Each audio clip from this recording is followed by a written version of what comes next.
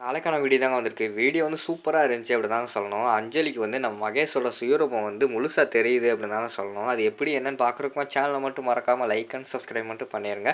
First எடுத்த உடனேயுமே வந்து நம்ம அஞ்சலி மகேஷ் வந்து அங்கே வந்து வந்திருக்காங்களா அஞ்சலியோட வீட்டுக்கு. எல்லாருமே சாப்பிட்டு ஜாலியாக இருக்கிற மாதிரி தான் காட்டிக்கிட்டு இருக்காங்க. ஒரு பக்கம் பார்த்துக்கிட்டோம்னா நம்ம அஞ்சலி, துளசி 2 பேருமே உட்காந்து ஜாலியாக பேசிக்கிட்டு இருக்காங்க. பழைய கதை எல்லாத்தையுமே வந்து. இங்கிட்டு பார்த்தா இவர் மட்டும் தனியாக இருக்காரு. நம்ம மகேஷ் மட்டும் மொட்டை மாடியில் வந்து தனியாகவே அங்கிட்டு இங்கிட்டு நடந்துக்கிட்டே இருக்கிற மாதிரி காட்டிக்கிட்டு இருக்காங்க. அப்போ வந்து அஞ்சலிக்கு வந்து ஒரு ஐடியா தோணுது.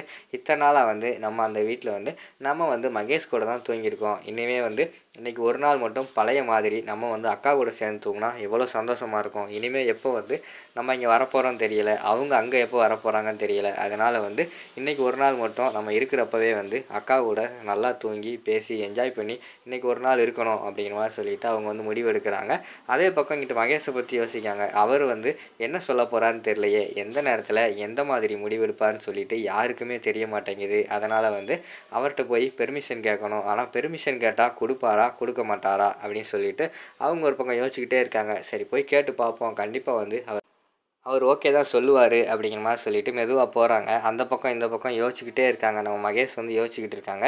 என்னடா பண்ணுறது, அஞ்சலி வேறு வீட்டுக்கு கூப்பிட்டு வந்தாச்சு, நம்ம வேறு அங்கே வந்து பல பொய்களை சொல்லி இந்த கல்யாணத்தை ஏற்பாடு பண்ணியிருக்கோம். நம்மளை பற்றி உண்மை வந்து இதுவரைக்கும் யாருக்குமே தெரியாமல் தான் இருந்துச்சு.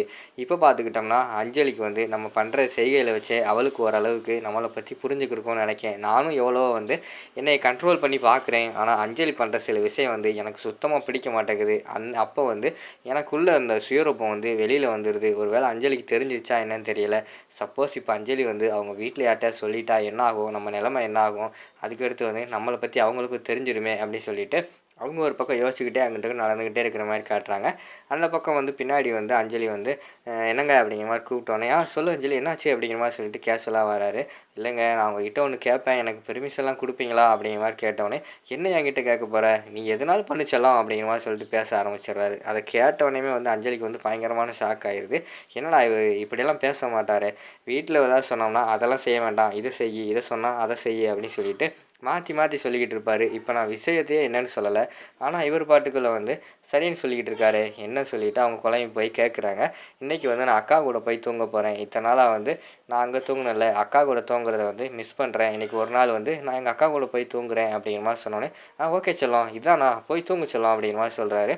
என்னங்க உங்களுக்கு எதுவும் கோவம் இல்லையே, உங்களுக்கு எதுவும் பிரச்சனை இல்லையே அப்படிங்கிற மாதிரி சொன்னோன்னே, எனக்கு கோவம் தான், எனக்கு வந்து கோவமாக தான் இருக்குது அப்படின்னு சொல்லிட்டு இந்த பக்கம் திரும்பிட்டு அவரோட உண்மையான முகத்தை காட்டிட்டு பேசுகிற மாதிரி காட்டுறாங்க.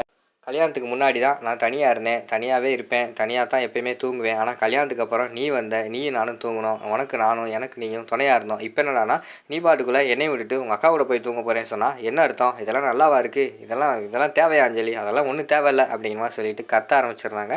உடனே எங்கிட்டு பார்த்தா அஞ்சலி வந்து ஷாக்காகி பார்த்துக்கிட்டு இருக்காங்க. அப்படியெல்லாம் பேசுவே நினச்சி அஞ்சலி, அதெல்லாம் பேச மாட்டேன், நீ போய் நல்லா தூங்கு, இதில் என்ன இருக்குது அப்படிங்கிற மாதிரி சொன்னோடனே அஞ்சலிக்கு வந்து ஒன்றுமே புரியலை. எதிராக இவரோட வந்து உண்மையான குணம், இவர் வந்து இப்போ பேசினாரே இது உண்மையான குணமா, இல்லைன்னா இதுக்கு முன்னாடி நம்மக்கிட்ட வந்து சாந்தமாக பேசினாரே அதுதான் அவரோட உண்மையான குணமா, எதுவுமே ஒன்றுமே புரியலையே அப்படின்னு சொல்லிட்டு அவங்க வந்து ஒன்றுமே புரியாத மாதிரியே போய்கிட்டே இருக்கிற மாதிரி தான் காட்டிக்கிட்டு இருக்காங்க. இங்கிட்டு திரும்பிட்டு மகேஷ் வந்து பல்ல கடிச்சிக்கிட்டு பயங்கரமான கடுப்பில் இருக்கார்.